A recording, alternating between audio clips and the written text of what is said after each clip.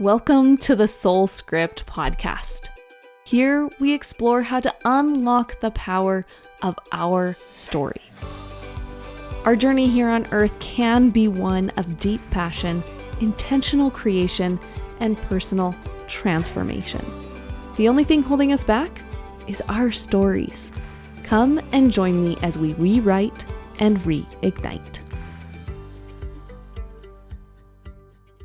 Good morning. At least it is morning here for me. This is kind of a different time for me to record a podcast. Normally I'm recording them in the afternoon when my kids are at school, but today it is in the morning, a Saturday morning. I just came downstairs to my podcasting studio. My hair is thrown up in a ponytail. I still have makeup from yesterday on my face, and the reason why I am podcasting right now is because I had a download, an aha moment this morning while I was laying in bed. Now, even though I don't usually record a podcast in the morning, it is very typical for me to have these download moments, these aha moments, while I am laying in bed first thing when waking up. This is my time. That is my time to talk to God, to tune into myself, to visualize, to ask questions, and I usually have the best ideas come to me in the morning. I'm really curious when your best ideas come to you, because I know for some people it's like late at night and after 5 o'clock, my brain is turned off. So maybe for you, it's at a different time, but for me, it's usually in the morning. And I wanted to record this podcast while I was in the flow of this download. And so here we are. It's morning, and we're going to talk about expansion. We're going to talk about empowerment and stepping into your power. And one major belief that has personally held me back from expansion, but I don't think it's just me. I see this kind of across the board. Most people, I think, have had this thought come to them when we talk about success, expansion, and self-empowerment. And so we're going to address that today. But the really cool thing is that we're also going to have a guided visualization at the end of this podcast episode. So if you're not in a place to be able to listen to that visualization right now, because I want to make sure you have time to be able to settle in. Not that it's going to be unsafe if you do it while you're driving or something like that, because it's not hypnosis. It's not even necessarily a meditation, or it could be considered a meditation, but I want to consider it more as a guided visualization.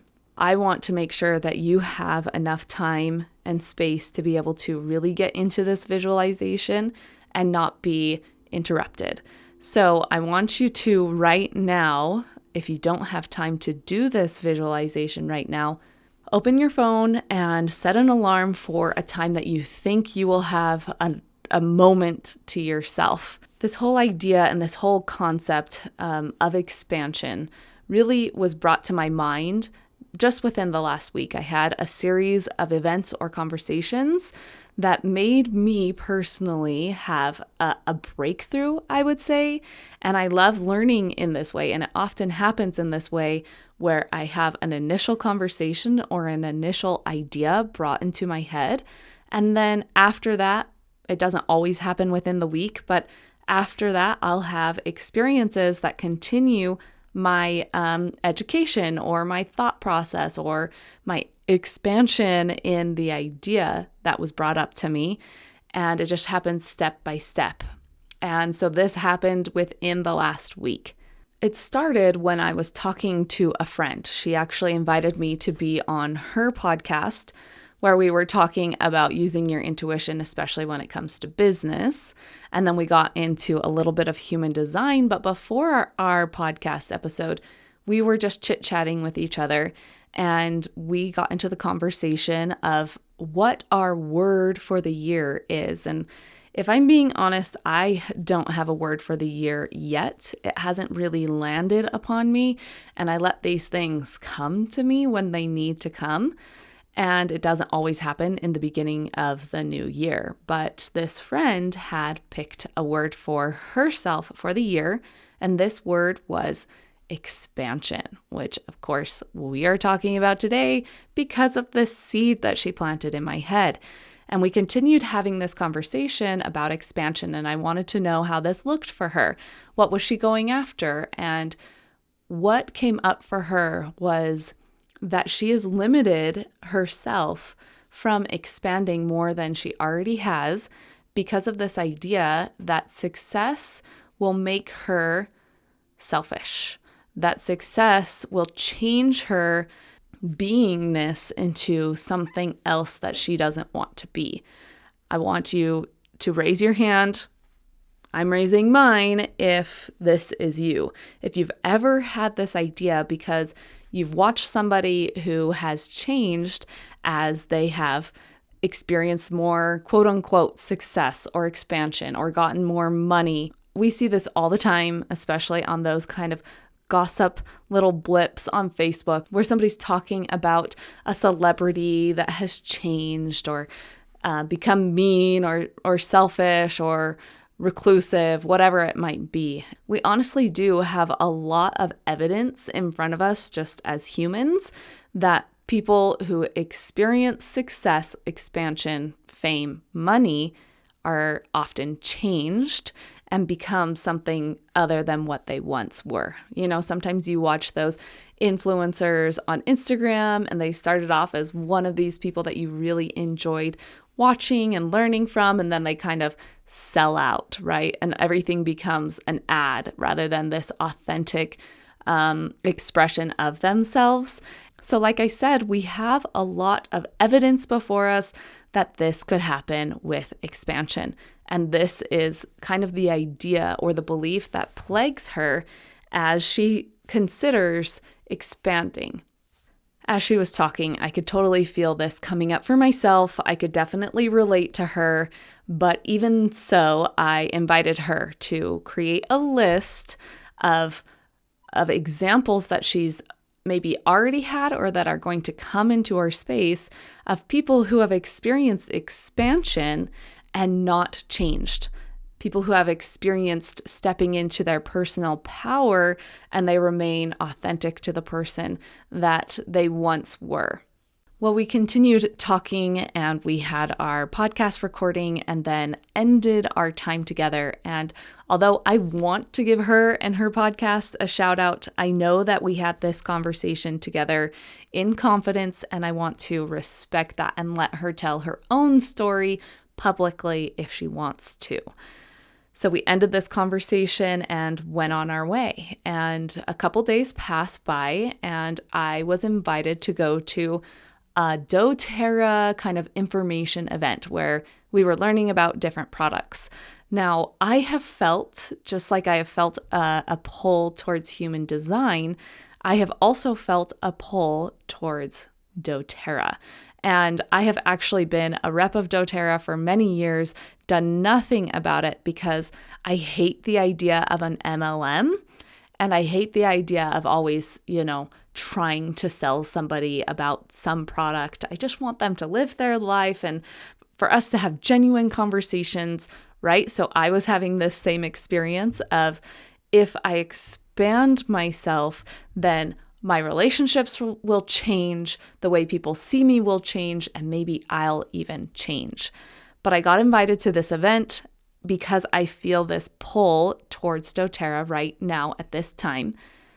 Here's the thing though, is that I have now had personal experiences with doTERRA that have made me really believe in the things that they're selling and the way that they are running their business. Specifically, their product called MetaPower. Honestly, MetaPower is probably one of the main reasons that I still have cognitive ability today because my seizures really affected my memory. I was experiencing intense brain fog, experiencing symptoms of ADHD, which I had never experienced before, really high anxiety levels. And then it was suggested to me that I try out MetaPower. And so I started consuming this product. And 2 weeks after I started, I experienced like one of those miraculous experiences that, would be on a commercial of doTERRA, or I would have to stand up in front of the room and tell my story about how influential this product was. Well, seriously, it was one of those experiences where my life changed because of this product. And so I have felt this pull towards doTERRA because I want to be able to give people that same experience of maybe miraculous healing, or at least just support along their journey, whether it's emotional or physical. I want to help provide that. And of course, I wouldn't mind receiving a little bit back from those experiences. So I feel this pull towards doTERRA. I am invited to this event to learn more about the products. So it's a fantastic informational session. Wow, doTERRA really is doing incredible things with their products, their integrity of their products, but also the integrity of how they make the products is just astounding. It's beautiful. And I'm not trying to make this a sales pitch for doTERRA, but I have gained, such confidence in them. The conference ends and I'm sitting there talking to my friend. The thing about this little mini conference, mini class, is that it was originally supposed to be held at somebody's personal residence. But it got changed because of weather. And so it was held on the doTERRA campus in American Fork, Utah. And there were 100 people probably that attended this mini conference.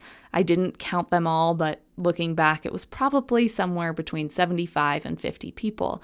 And when I looked around the room, I thought, how on earth were all of these people going to fit in somebody's private residence? And so I leaned over to my friend and I expressed that same thought. And she said, oh, it's big enough.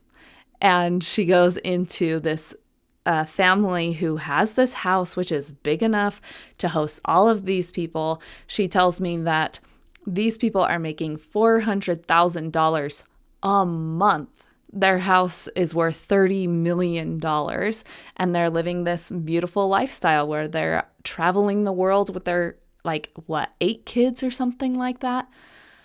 And my mind is just baffled. I cannot even imagine the idea of making $400,000 a month. Now, of course, this is the whole sales pitch. She wasn't trying to sell to me, but I'm sure they have used this as a sale pitch to get more reps into doTERRA, where it's like, these people were so successful that they make $400,000 a month and their house is worth $30,000 and now they're living this glamorous lifestyle, right? I can see how this would be kind of a sales pitch, but she was genuinely telling me about these people who are making all of this money, who had immense power in the world and in their community and in doTERRA and this company. And she continues to tell me about how they are the most down-to-earth people she's ever met. They are so giving, so caring, and they take their wealth and they use it to be able to create opportunities for growth, for expansion, for other people, as well as having all of their wildest dreams met, not just their needs, but everything that they hoped and dreamed. They have all of that. And then they have more, where they are able to then bless other people because everything that they've ever needed is absolutely fulfilled and they can focus their mind on something else other than survival. Then she told me, playing small is selfish. And that phrase just kind of hit me because, when you hear playing small is selfish, I'm sure it brings up a lot in you, like it brought a lot up in me. I think this is probably because of this belief that we have that if we have a lot of power, a lot of money, a lot of time, that those people are selfish, that they change and that they are no longer down to earth. I think it also plays into the fact that when we don't have that lifestyle, we tell ourselves a story that says, well, the reason why I want to be where I am is so that I can stay humble and I can stay relatable to other people. The phrase playing small is selfish, I think, has a lot of different layers to it and could be a bit complex. But for today's episode, I just want to take it at face value that playing small is selfish rather than playing big is actually selfish. And she said, think about it. Think about the impact that you could have on the world. Maybe not even the world, like let's bring it down to earth. Think about the impact that you could have just on your family when all of your needs are met, all of your wants and desires are met. I mean, think about it. When all of your needs are met, when all of your desires are met, then what do you do with the rest of that money? What do you do with $400,000 a month? I don't think that everybody would choose to spend this money on, helping other people, creating organizations that could literally change the world and lift up the vibration of everybody around them. So I brought up this idea that my friend earlier in the week had brought up to the friend that I was speaking to. And I said, what if somebody has a fear of expansion because they feel like they're going to be changed through that expansion? And what she said to me, she said, money is an amplifier. Money is going to amplify whatever we already are. I loved that idea, that money is just simply an amplifier. Now, this might be a scary idea if we have beliefs about ourselves that we are horrible people, but when we have done a lot of work on ourselves, I don't want to say a lot of work on ourselves because it doesn't have to look like years and years of work and self-discovery. This could be a fast process of just coming back to ourselves and who we are at a deep core. But I think that when we have a knowledge of who we are and the things that we want, money can be an immense amplifier of these things. So my thoughts then go back to the original thought that I had of what on earth would life look like if you have $400,000 coming in every month. And I literally could not comprehend what that would be like. And I vocalized this to my friend and she says, okay, well, maybe we can't comprehend $400,000 extra dollars a month, but maybe you could comprehend an extra $5,000 a month. And she asked me, what would you do with an extra $5,000 a month? And I said, well, I would put it towards my house and to pay off my mortgage earlier than what is